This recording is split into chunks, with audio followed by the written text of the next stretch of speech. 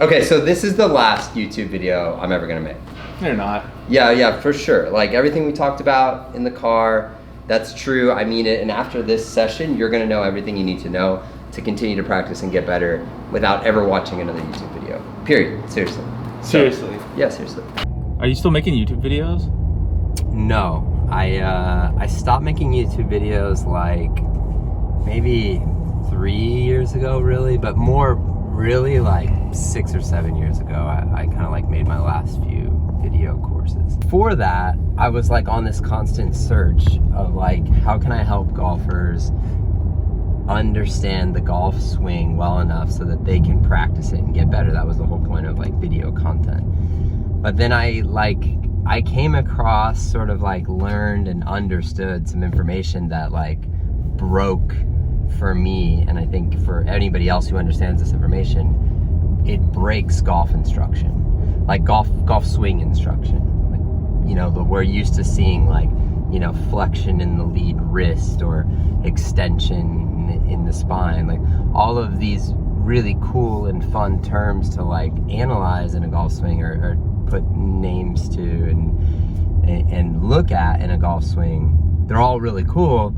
But when you understand a couple like key principles or just like physical or geometrical elements, none of it matters anymore. So I've got a hula hoop. This is gonna help you understand swing plane and swing direction and club path and all that stuff. The first thing we need to understand is why and where the club needs to be set up at impact in order for you to hit the sweet spot. So this is what almost everybody does. They line up the club in a position that just looks and feels right, but if you look at where that ball would actually touch the face, what groove is that on right there?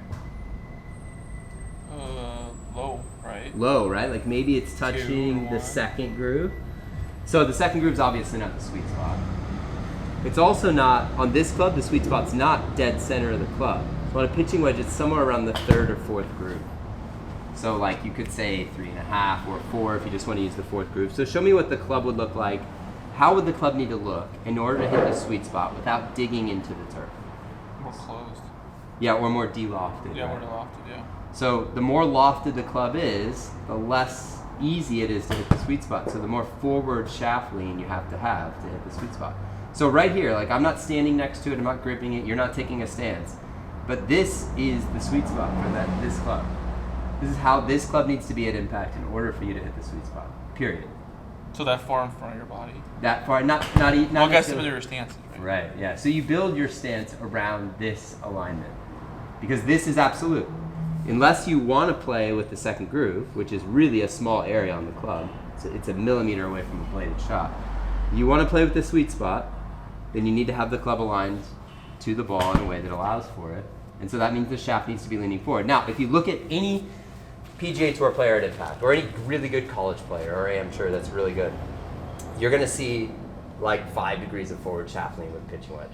Somewhere around there, I don't know the exact number, but you're gonna see a substantial amount of shaft lean with a pitching wedge. And that's not because someone taught them that or told them they needed to have forward shaft lean. It's just because if you've gotten that good, you've gotten that good because you hit the sweet spot.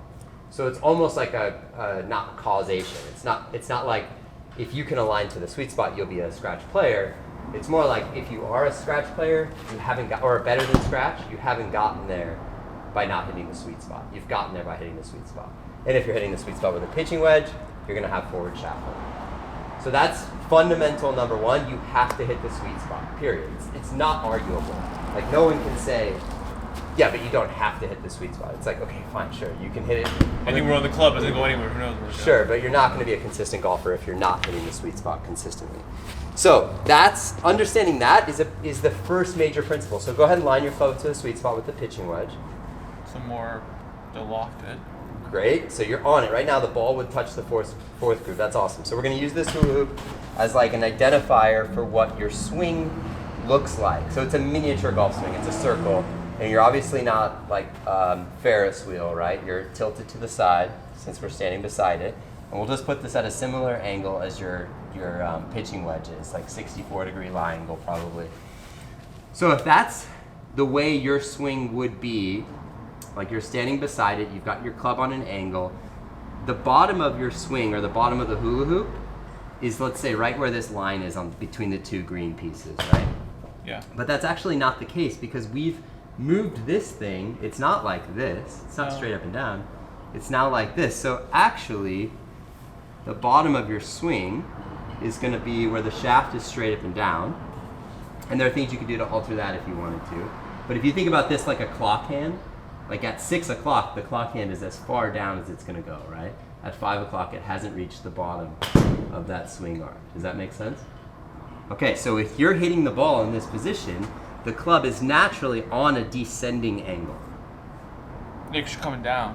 You're not coming already down, at the yeah. bottom of the. You're not flattened out. If you were back here, if you had the handle back, the club would be on its way up through impact, right? If you're straight up and down, what would happen? It's right at the bottom.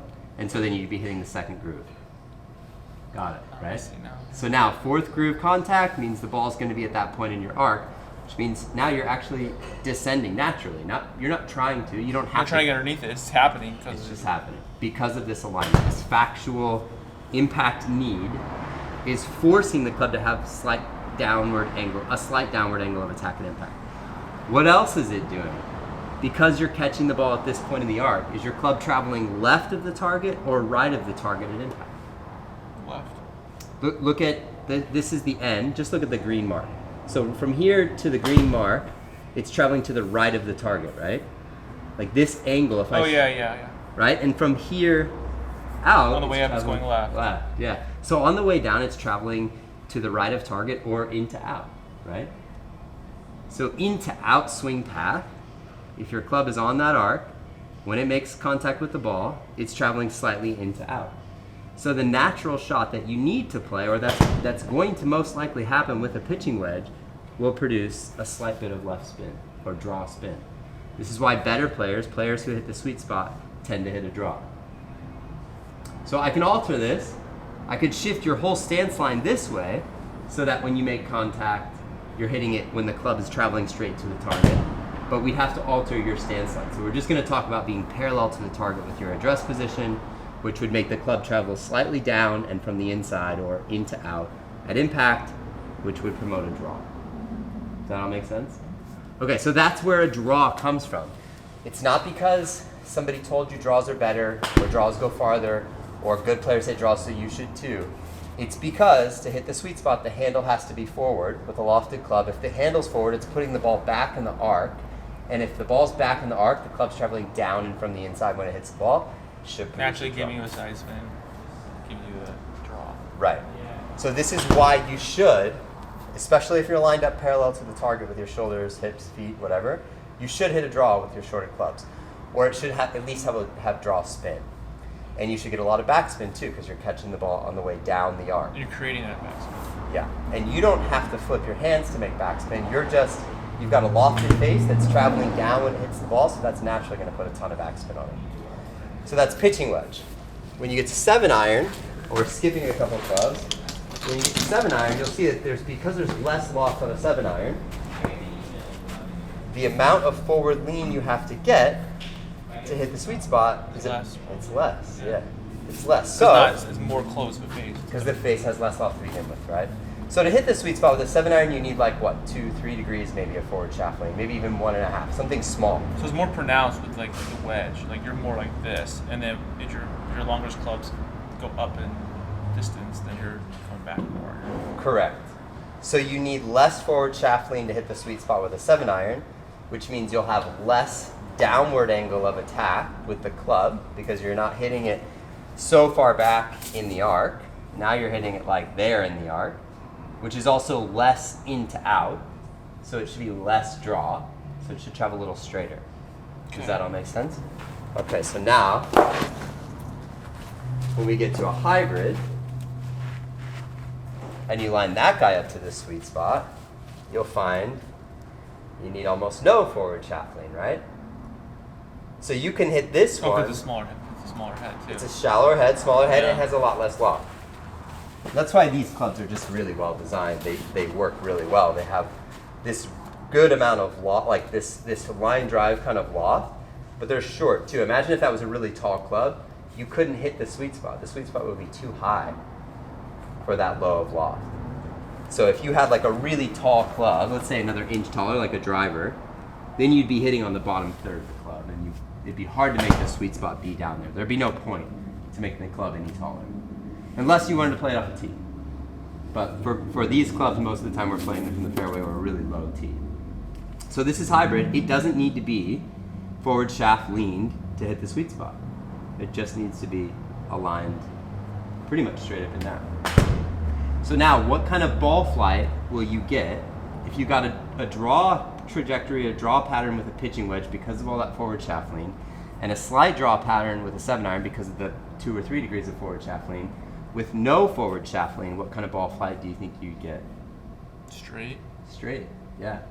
So this club, by the physics, is aligned and should be aligned, if you're neutral, to hit the ball pretty straight.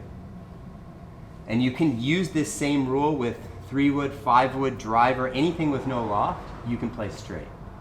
But if you're going to tee it up and move it up in the front of your stance and try to catch it on the upswing, what kind of path would your club have if it's going to be on the upswing? Inside out. So it was down and from the inside, or down and inside out on the back part of it. If you're going up, is it going left or right? Is your path going to be going left or right as you're going up? The path going Left, yeah. So what kind of curve should you naturally get with a driver?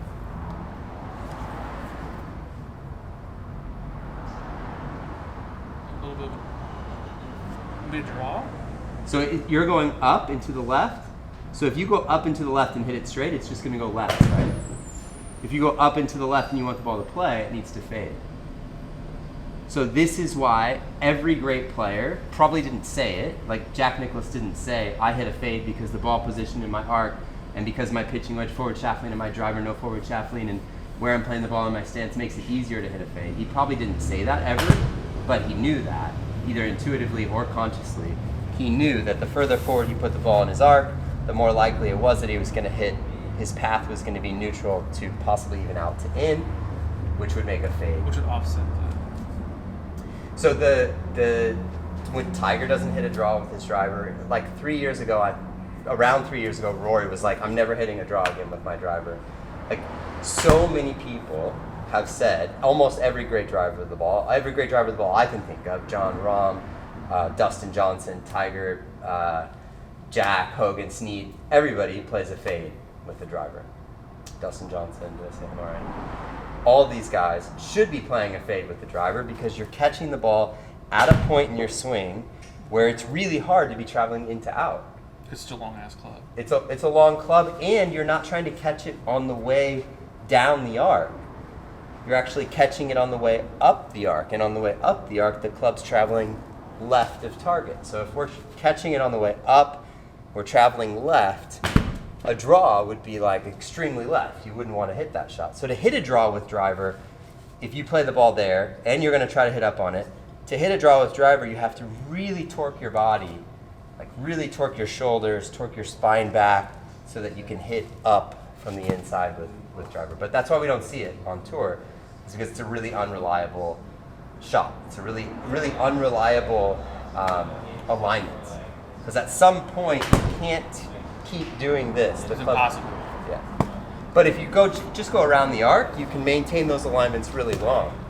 You can have that really solid impact alignment from here all the way through impact. And as the club gets longer and centrifugal force gets faster, it gets harder to hold that or maintain that alignment or drive that alignment through. But it's definitely harder if the club's swinging out away from it than it is if it's just moving around the arc the way you turn. So any questions about the physics of impact with pitching wedge through driver? No. But I do have one question. Yeah. So then, in order to do that, though, how do you get the ball position, like with your body alignment? Good question. So there's one other fact that's not about golf, but it's just about like human anatomy that we see in every sport where you're hitting a ball with a stick or a bat or a hockey stick. That is that there's this alignment where the left arm, the shaft, and the right arm kind of look like a lowercase y, not an uppercase y. Because if you hit a baseball like this, anybody could see that's not going to get out of the infield, right? But if you're going to hit a home run, you'd want to be like like that. So we see this like lowercase y look. We see it in hockey for like a wrist shot or a slap shot. We see it in tennis if you're hitting a forehand. We see it in golf. So anything we do, if we want to do it with force, we need to have that lowercase y look at impact. So every club. with every single club. And if you look at like, You should never be like straight on, no. ever. I mean, if I mean, so- one hit like a flop shot where you don't need any force, you can Yeah. you can slide that. I can't even do that, so it's fine. Yeah, not worth it until you can hit it sweet spot consistent every single time. Once you can do that, then you could start messing around with flop shots. But so to get to your question about where the ball should be in your stance, let me have this guy. So just line up that pitching wedge to the sweet spot. What's really cool about pitching wedges is they line up with that lowercase y alignment on their own. So see if you can take a stance where you're lined up and you can grip it. Probably more in your back versus. A little bit, yeah, for you. And for some people who like lean more on their front foot, it could be more in the middle. Doesn't really matter. So middle to back, essentially. Maybe.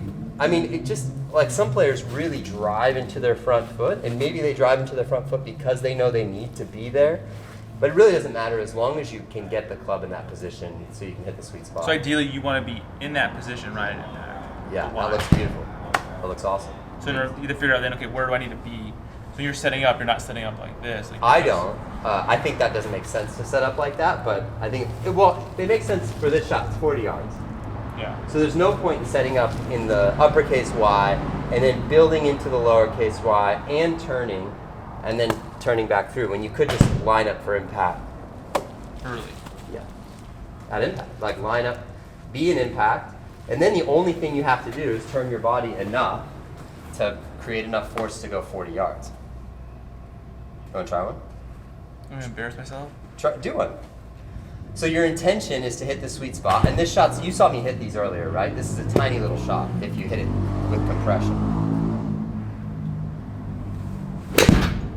Wow, smoked. Really good shot. 50 yards. Well, 50 yards from the hole, and it landed in the water. And when the lake. It went 90. It went 72 plus I'm 72. not good at math. So that's because I swung too hard. Too hard. But what's really cool is you did just hit a draw with compression. You had a compressed shot. It was a low launch angle, a 20-degree launch angle, and your club path was into out 4 degrees, which is about what it should be with a pitching wedge, 4 to let's say 7, because of the forward shaft lean, because that's putting the ball at that place in your arc. So let's try half that distance. You just hit that one 90. Let's see if you can hit it 40. Great job. A little better. Still too much power, more power than you needed. And the reason we start here, the reason we start at like a 40-yard shot, don't sweat that impact. That's cool. It is cool. But the reason we started a 40-yard shot is because there is no need for wrist hinge, arm lift. It's just It's a chip. It's a big chip. Yeah. So let's try to. We're gonna line up for the sweet spot. And we're gonna see if we can figure out how to get back to the sweet spot with enough force to go 40 yards. Great job. So cool. So we're gonna start seeing really consistent club path numbers, and that was right in the sweet spot. We'll see really consistent club path numbers, 5 degrees that time, in to out. So you weren't trying to hit a draw, but because the ball is in a position in your swing arc, it's forced to be a draw. a slight draw, right? Slight draw, yeah, because it's a lofted club, so it's not going to curve a ton. But that was a really good example of what a pitching wedge should look like. So John, who's behind you practicing there, he came in for a lesson 3 days ago. He did this at 40 yards with his pitching wedge. His numbers were perfect, and he couldn't, his program was, he couldn't leave 40 yards until he got 3 balls within 4.5 feet, which is the circle on the green. And the reason for that is because if you can if you can't master or you can't get 3 good shots, You're not ready to move on. you're not ready to go 50, right? Like it'd be like if you can't play a C scale, dun dun dun dun dun dun. You can't play it like dun dun dun dun dun. Like you won't be able to play it, right? So we know that in almost everything else we do, music, everything we do, we start really slow and we master the ability to do it slow, and then we build on that. because it doesn't even work. Like, you can't play a C scale fast if you've never played one before. But in golf, we somehow think like, oh, well, I hit a pitching wedge good, time to hit a 6 iron. Like, it's not even close. It's so much harder. 6 irons like Jack Johnson, and drivers like Beethoven. It's like the billionth times harder than a pitching wedge. So you really shouldn't be moving on to the next distance until you feel really good about this one. And then the other really cool thing is you're also getting good at hitting mid-range pitches, which most people are terrible at. So let's try a couple more.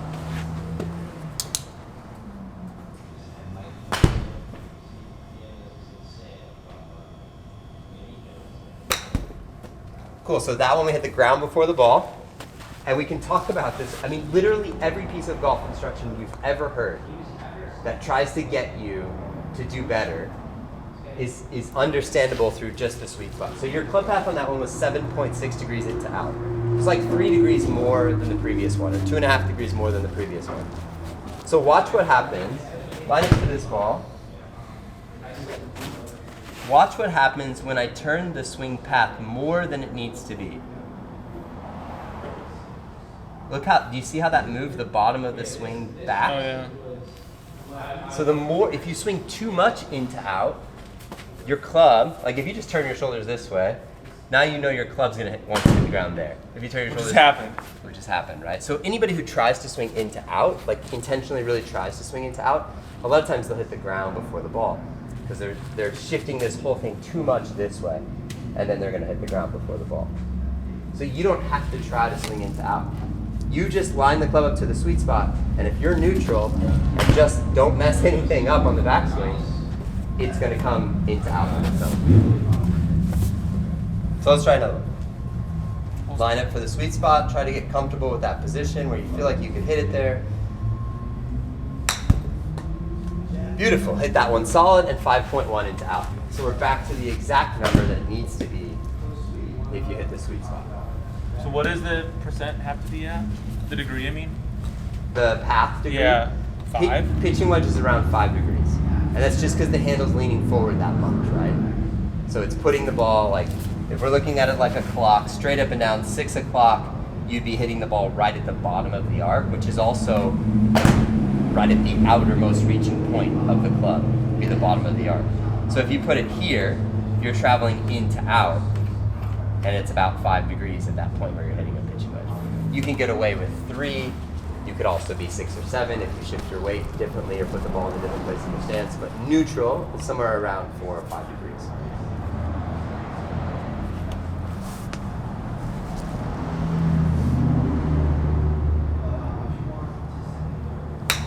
Another great one. 4.5 into out. So an unintentional, beautiful little draw. I'm in the circle. And you're in the circle. 2 more and you get to go to 50 yards. It's pretty sweet, Do I right? get a prize? So a couple things. The reason I told you in the car today that this breaks all of the golf instruction that's ever existed when we're talking about like how to swing. The reason I told you that is because you could ask me any question right now that you've ever heard in a golf instruction, read in a book or watched on a video, and we can answer it. You'll just be like, oh, you're right. I don't even have to. That's out. I don't have to think about it. So one really common one is weight shift. Everybody's like, when do I shift my weight? How do I shift my weight? How much weight do I put here? How much weight do I put there? And I did it too. When I was coaching, I would say like 60% of your weight on your front foot. Make sure that you've got, at impact, you've got 80% of your weight on your front foot. That'll help you make a forward divot. And at that time, I just didn't understand that that was all one thing too far. I didn't even have to think about that. All I had to talk about was hitting the sweet spot. Because line your club up to the sweet spot real quick. Put your hands on, both hands on it. Now shift your weight as far back to your back foot as you possibly can. Impossible to hit the sweet spot. It'll be like, Yeah. I will hit it, but it's gonna go like, It's going to go super high, and you're going to hit the first groove. I'll probably fall over. And you'll probably fall over. So anybody who's, like, all you have to know is your impact intention. And if you have the right impact intention, then you can't be on your back foot. So you never have to think about weight shift ever again. So, for me in the backswing, like what is the proper backswing? And like how do I know I'm in the right rotation? Because before, I was always going straight up, and then straight back down. and I wasn't really rotating. So like, how do I know where this is supposed to go? Well, you're already perfect. Yeah, but that's only I'm only going back like a foot. That's true, and that's why we start there. That's why I start everybody at 40 yards, because you're already on track and you're not going to get off track. So it's like building blocks, right? Like you're learning the backswing, like by how far back you're really going to get that shot mastered. So like if you're going to hit a 5-iron, you know, obviously you're coming back here, but it's still the same plane that you were learning on the. Yeah. No, swing plane is like another one of those, just like gone. The swing plane is an element that's based on, or it's a measurable thing that's based on alignment at impact. So if you've got a pitching wedge, the handle's aligned forward, that puts the ball at this point in your arc. If you look at that hula hoop, it's just part of the hula hoop. It's just part of the arc. Impact is just part of where that club's going back. And if you start at 40 yards with a pitching wedge, you'll never add wrist hinge. You'll never add opening the face. Like you wouldn't open the face right now. That would be like, you'd be like, oh, now I have to do Slap some it. wacky stuff come through. No one does. When you learn this way, you won't have an open club face. Like you were saying, I hit big slices, right? Earlier, you're like, I'm slicing it. But you haven't hit anything that even comes close to resembling a slice with this club, because you're in the impact alignment and you just, from there, turned back to here and turned right back to the ball. Yeah, you're just going like here, here, here, stop. You can't hit a fade from there. But essentially, it's like a building block, right? So as you're going to your swing, you're going here, and you're just going further back in the swing. And you said earlier you don't turn, right? No, I don't want to turn. But all you're doing right now is turning, because we've taken the need for your hands to be active completely away. Before, when your hand, line your club up to straight, like straight up and down, and take both hands, put both hands on there. Now that feels really weak, right? It's funny how bad weak. Yeah. Like play hold out of the club. So line that up again. Like the weak way. Yeah. To get to a solid impact position, you know. At the drop, right? Yeah. So what you would do in your backswing is you would do that to get into a solid impact position, because your brain knows what power is. So it's not going to stay like this forever. Yeah. This is terrible, right? No one does that, and we've never. You see me golf like that. So if we were like this at the beginning, we would load into there. But Yeah. since we're already loaded into there, You're just moving backwards now. right. So we You don't have to load. Like You don't have to use your hands at all.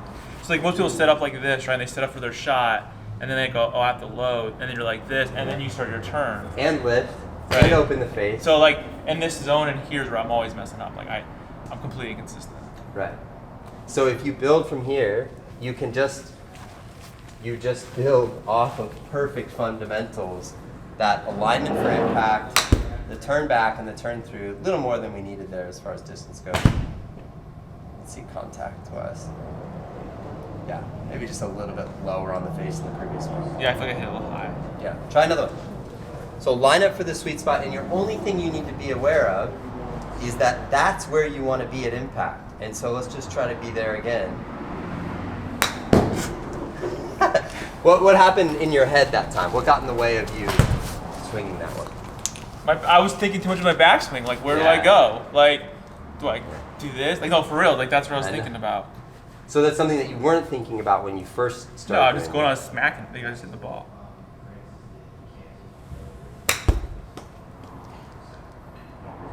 Cool. That's better. So it's. And so this is really early, Paul. Like you have 200 at least. At the very least, you have 200 shots that you need to do of this leading up to like 80 yards. I mean, maybe 80. Like I would say for the next month, if you really want to dial your golf game and you want to be done with it forever, like no more taking lessons, no more YouTube videos, just I know exactly what I'm doing every time I go out there. You need to build this, and it's going to take 1,000 repetitions. At each distance. No, just 1,000 repetitions. So, the backswing. Essentially, what I'm doing, if I'm throwing with a pitching wedge, I'm just gonna go back and try to get down to 40 yards and keep on doing it. Take 40 yards. Yeah, just ask yourself. It's so funny. Once you're in the proper impact position, there's no more work to do. You're done. You're here, but it won't go anywhere if you don't move. Like if you just stay here, the ball's not going to go anywhere. So if you say, all right, 40 yards, or if you said 10 yards, in your brain, it's the same as if you were throwing a dart or a ping pong ball or a baseball. It's 10 yards. It's like, okay, what's 10 yards? I think about right there, and in my head, it's like, I need to go 10 yards, so this is how I want to be. So 10 yards, you just do it. You don't think like where back, where up, where No, because it totally messes with your head because you're like, oh, hip or angle or twist, and like you're thinking of a million thoughts, not just like I'm gonna hit the ball, I want to hit straight. It's like, oh, what am I not doing right? Like, yeah. But do I rotate this way? Do I rotate up? Oh, it's your old swing. Yeah. So this is the interesting part.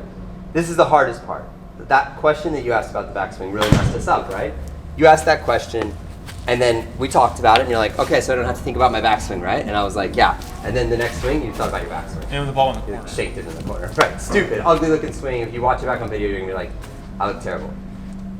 That's our intellect, which is super valuable in that first 5-minute explanation about the clubs and the lie angles and the wafts and the hula hoop and the low point and all that stuff, sweet spot. That's when we're in our intellect. That's when we're like, interesting, let me think about that. What Analytical, conceptual, really getting a broad picture of what we're talking about. That's when you use your intellect. When you're hitting a ball, the part of your brain that you use when you're using your senses, like smelling, eyesight, feeling, is totally, I don't want to say the part of the brain is totally different, but the frequency of the thought, the frequency, the electrical energy in the brain is on a different level. It's between 4 and 12 hertz. Literally, you can measure peak performance between 4 and 12 hertz on an EEG machine. If we put you on an EEG and you just say, I want to smash this ball, you'll be between 4 and 12 hertz. If you think about how to smash the ball, you'll be somewhere above that. You'll be in an analytical mindset, and you might even be in a fear state or a worried state or a what might happen in the future if I don't hit this shot or what happened the last time I hit this shot. Those are all going to happen above 12 hertz. But the physical action that you're doing, the sensory action you're doing is between 4 and 12 hertz. So the shot you're hitting needs to be not thought about. It needs to be understood conceptually, and then it needs to be sensed or felt physically when you actually hit the shot.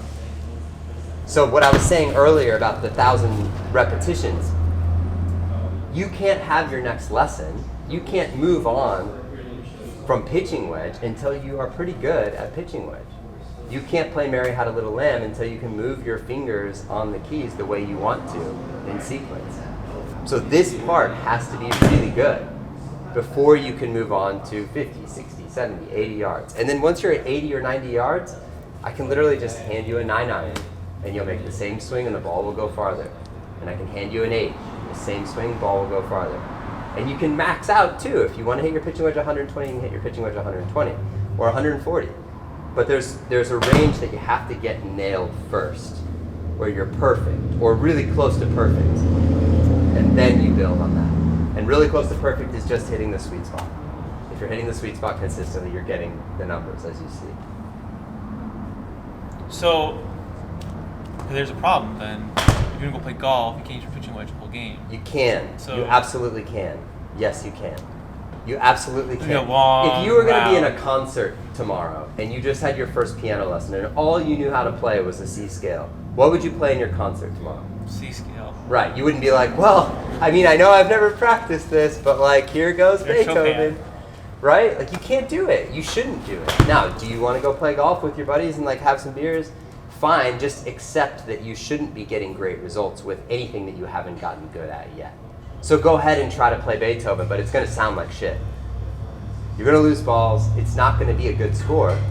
Nobody's going to be like, damn, Paul's really good at Beethoven. But he's tearing it up with his pitching wedge. But he's really good at pitching wedge. And like everything else in the world, there's no shortcut. You just have to put in the time. Practice piano 5 days a week. You'll be great at a C scale. Come back. I'll be like, yo, let's play Mary Had a Little Lamb.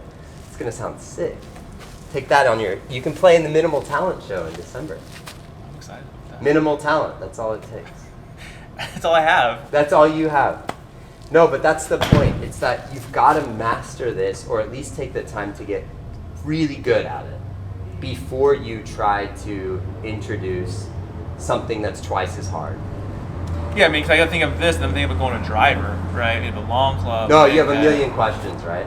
Yeah. But what's really cool is if you just practice this as your swing gets longer, it's starting to mimic a longer swing, right? And so when I give you a 9 iron, you're just like, oh, well, it's Same set, a little different set. Not as close. slightly different. I'm a little bit set, a little bit different, and it's just a little bit further back.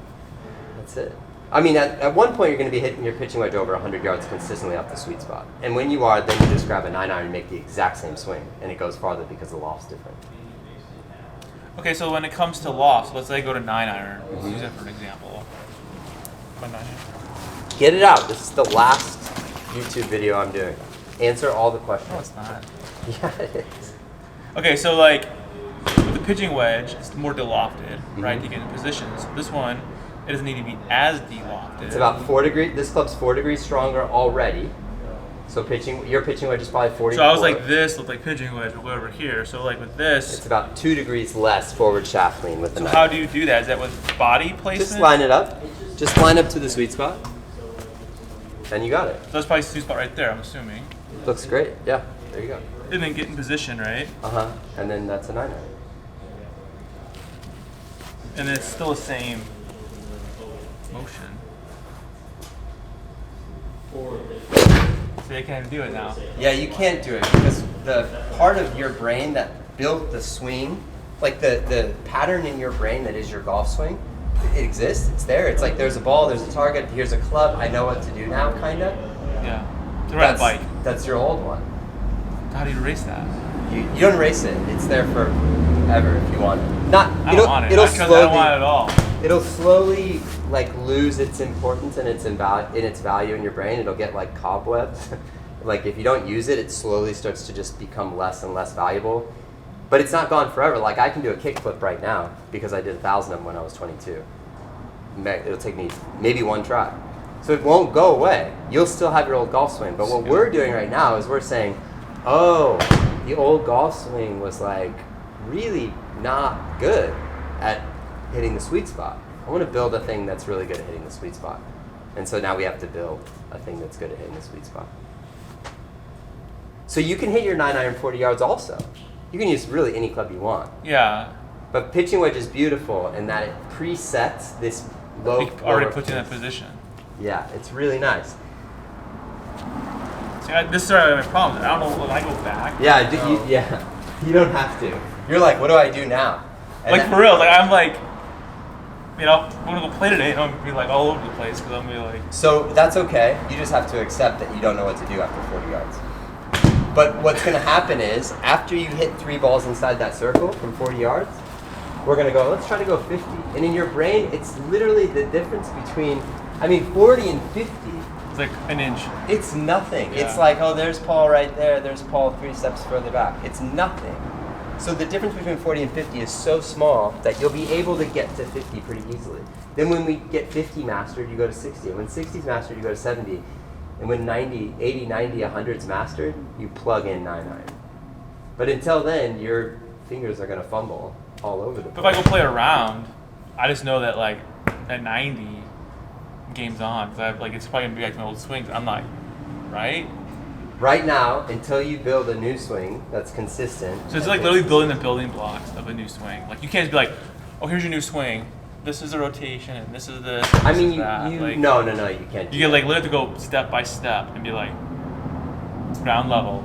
Yeah, in all of that stuff, like I could tell you what a good club face position might be at the top of your backswing. I could tell you that, but you don't even have to know. If you know what it needs to be here, and you can feel it, and you can hit a sweet spot shot with that much swing, and then you just go, let's go 10 yards farther, 10 yards farther. Like you don't need me to tell you like. This is the building block, right? Yeah. Eventually, you're gonna have a full turn backswing, but not for a while because you're going to go smooth and slow on your way up. But there is one thing that I'm going to share in this video, since it's my last YouTube video, For now. that I wouldn't share if you were taking the lesson. Because I would just be like, Paul, practice for a week. I'll see you next week. I'll fly out. We'll do it again. We can do it again, yeah. But Once I master 40 yards, I'll fly out. Well, and that's the thing. Like you can master 40 yards today. If you hit 80 or 100 balls today at 40 yards, you'll be really good at it. Then we can go to 50. So that's when I do like a 4-hour session with someone, that's what we do. Start at 40. The whole first 30 to 45 minutes, getting perfect at 40. Then we go 50, 60, 70, 80.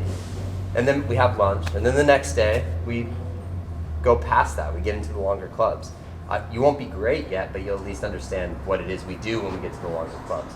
So you don't have to fly out every minute. So pitching wedge, 40 yards, you understand. 50 yards, same thing. 60 yards, same thing. A little bit further back, Just yeah. a tiny bit more turn will get you more yardage.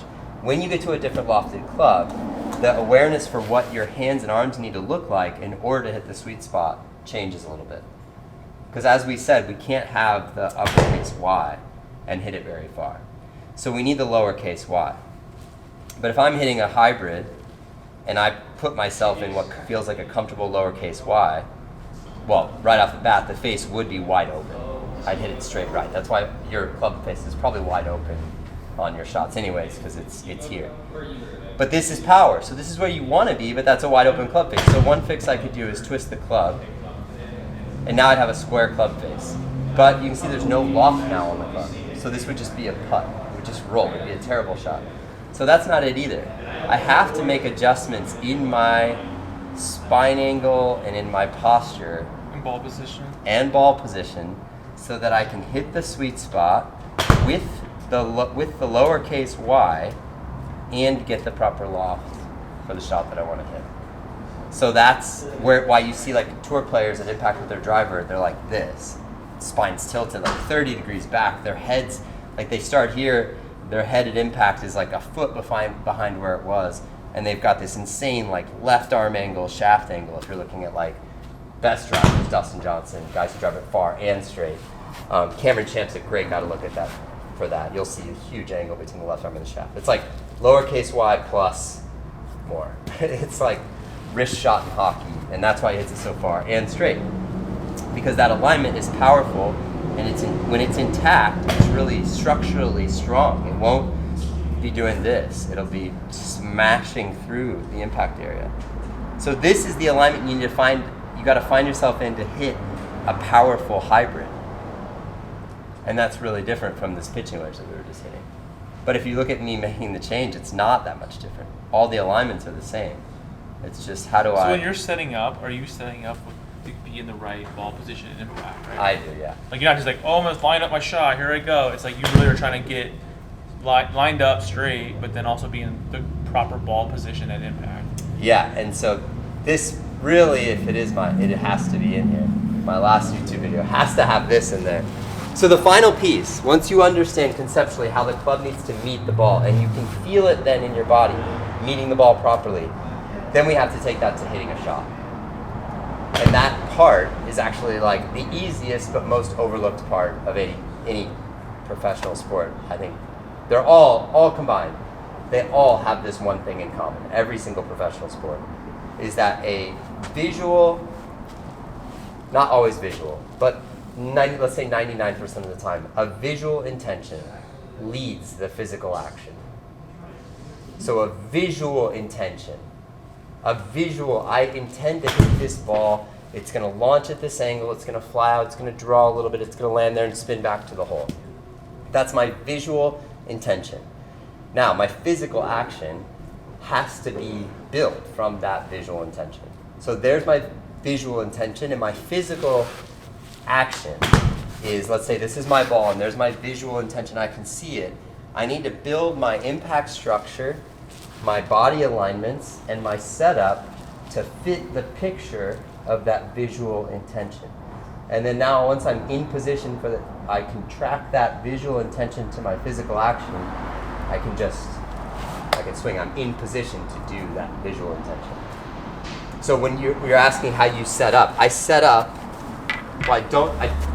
occasionally I do, it's really, really not like valuable, but occasionally I set up without a visual intention and I get over the ball and I'm like, what are you doing?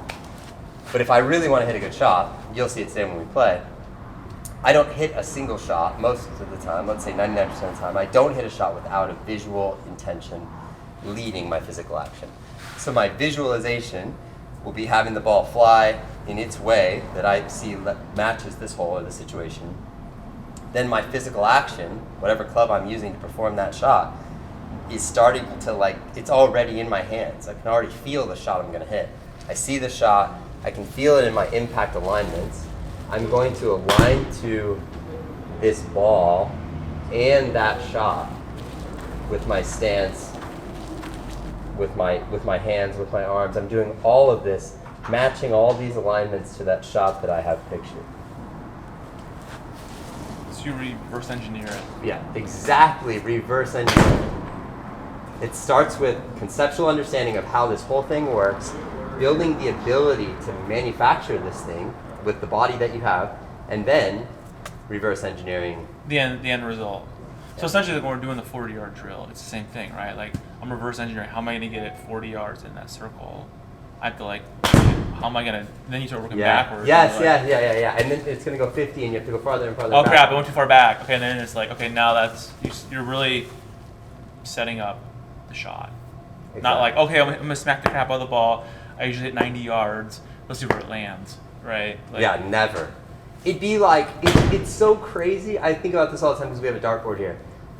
It'd be like, well, you know, I'm just hoping to hit the green from 150 yards. Give me my 7-iron. Like, I'll just try it. I'm like, let's play darts. Like, just hope to hit the board, and I will wipe the floor with you. If you just stand there and you're like, I hope I hit the board, like, you're never going to hit any of the numbers you're aiming at, let alone the bullseye. So, like, what are you even doing there? You're not even aiming. You're not even aiming, so what does your hand even know what to do? Like, you're And literally... yeah. How can you fix it? And then your stance, and then, like... But if you're like, I want to hit the 20, triple 20 to be precise. Okay, I want to hit triple 20. So now you're looking at triple 20, and then now your whole posture now is you're changed. trying to like get all set. Yeah, then you're getting your hand all in alignment for... You don't know yet, because you haven't thrown enough darts, but, like, eventually... You're like super in tune with triple 20, and then you're throwing for triple 20, and every time you miss, it's like a tiny little bit of feedback that's getting It's like you basketball, better and better. right? Just like basketball, yeah. So if you're out there playing golf and you're like, I'd just like to hit this ball and play, I hope I don't hit it like off the mat. Yeah, You might as well just like hand your ball to the other guy and be like, here, or $5. I've been doing that for a while. Yeah, there's no real reason to think you're going to hit a target that you haven't even really intended. Or even to. aimed at, right? Not Yeah. like shotgun, like, okay, hopefully it'll land out there in the grass. Like, But most people think, like, why should I aim? I don't even know if my swing's going to even collide with the ball. Why would I even aim? But once you understand how the club works, then it's almost like it's imperative to aim because you're aligning the sweet spot of the club. That sweet spot is literally the start line for your ball. It is like a laser coming out of the back of the club that shoots into a direction. And so if you want to hit a shot, you can. You say, like, if I want to hit that golf bag over there, I'm going to line the sweet spot of this club into that golf bag. Once that's lined up, I can build a stance that feels like I could probably actually like make a swing. I'm probably not going to stand like this because that would be like super hard. And I'm probably not going to stand like this because that also would be hard. But if I just line up and say, I want to aim the sweet spot of this club right into that golf bag, then I'm going to line that into this golf bag, and then I'm going to build a stance that I think will allow me to do it, and then I'm going to hit the golf bag. I should have hit the golf bag. I would have hit the golf bag, but it's like a golf bag. The new one. this is like this. I'm like for now. This is it. This is everything, dude. This is why when you asked me if I was ever, why I'm not making YouTube videos anymore, it's because this video ends all of the other YouTube videos. Are your older YouTube videos, were they just mainly on like different aspects of instruction, right? Like, They were like, I was like so close, man. I learned this stuff and it all came together and I watched all these different pros and I was like, oh my gosh, we don't need to do all this wrist hinging, hand action. And actually all of that stuff is causing a bunch of problems. Without it, we can be really consistent. And so then I was like, well, how do I tell myself to do it without wrist hinge? How do I tell myself to swing without wrist hinge? How do I tell myself to hit the ball without an arm swing or whatever? And so all of my instruction was about how to do it without all the variables that are not necessary and usually harmful. So it was like, okay, get yourself set up in a position where you've got forward shaft lean, so you're lined up to the sweet spot. Cool. Put some pressure on the inside part of your right foot so you don't sway back. Make sure that when you hit the ball, you're taking a divot on the target side. It was all of this instruction to teach people how to do this thing. But the more I teach and the more I learn, the more I find out, like, I didn't tell you anything about how to swing. And the very first shot you hit had a perfect 5-degree into out swing path with a little draw. All we said was line up to the sweet spot, period. And you lining up to the sweet spot, put your club in a position, you didn't need to brace your right foot so you didn't shift back. Why would you ever shift back? If you're trying to be here at impact, you wouldn't, no human brain or any other brain would shift you back here. It doesn't make sense. So once you have the right intention and understanding conceptually about what you're trying to do with the ball, you don't need instruction. You just, yeah, that's it. That's why no more YouTube videos. You're the last. There's nothing missing right now. All of the questions that you're going to text me and email me over the next few weeks when you're back home practicing, when we answer them together, you'll be like, yeah, okay. I didn't need, yeah, I could have answered that myself. You can, and it's fine. Like, that's what I do a lot when I'm coaching. Is just like helping you realize that you already know the answer, but you just need to like really expand your mind to think about it and find it.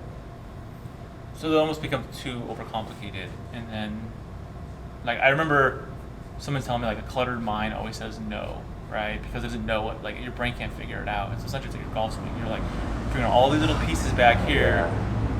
Yeah. So true. Other than sales, so somebody in sales told me that. Like my mentor in sales, he's like, my mentor told me this. He's like, when a client, if you're talking to a client about whatever, and they quit talking, their brain is now turned off because it's too much. Like it's like our natural way. So he's like, remember, a cluttered mind says no.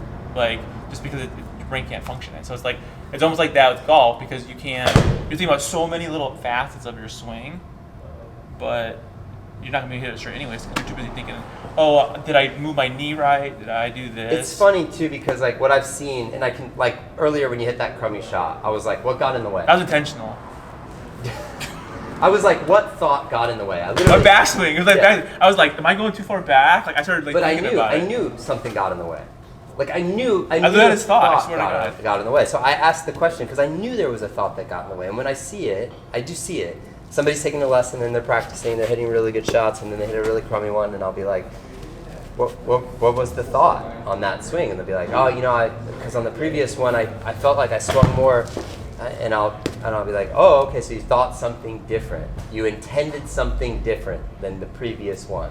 I wasn't even, like on that swing, I wasn't thinking like, I want to hit the ball 40 yards into the circle. I was thinking, I don't want to mess up my backswing. How far back? Like, what is my rotation on my backswing? That was like literally my thought when I was doing that. Which is cool. You might have done a rotation on your backswing that you intended, but you lost this intention, which is the ball, which is clearly the most important one. Yeah, and so that's it, really, the intention. And what's really cool about the brain is it's got this amazing hierarchical.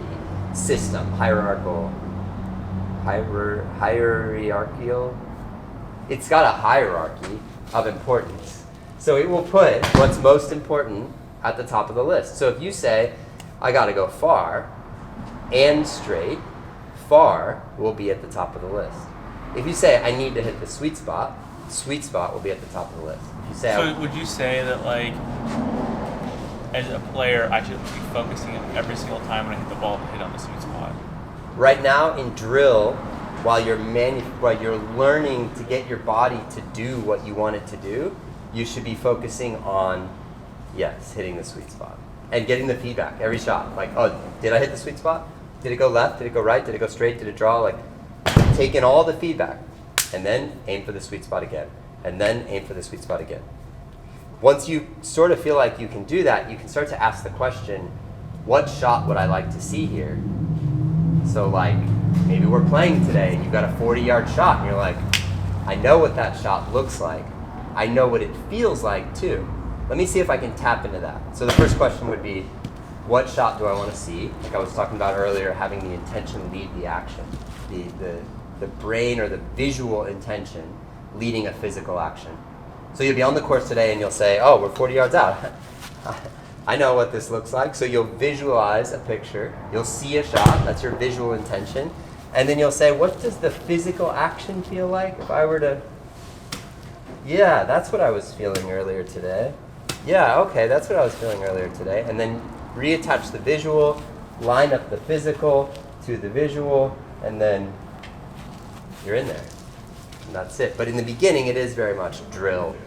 practice, figure out how to Well, do it's it. fundamental. It's just like layers of a cake, right? Like you can't have a whole cake without like the base, right? The base is the sweet spot in the 40 yards, and then like drilling it in and working your way up.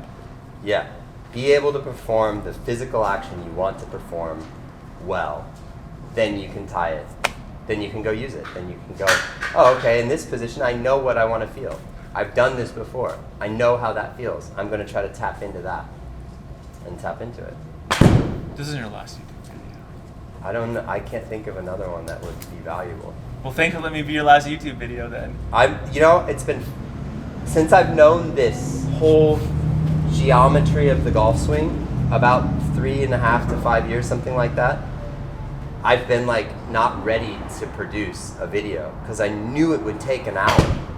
Like I knew it would take an hour to get this whole thing explained, and I didn't feel like I could explain it well enough until now. I've given like a couple hundred lessons, and now I'm like, okay, now I feel like I can communicate it in a way that everyone will understand it. So thank you for being the Guinea pig. the guinea pig. Now I have no reason not to be bad.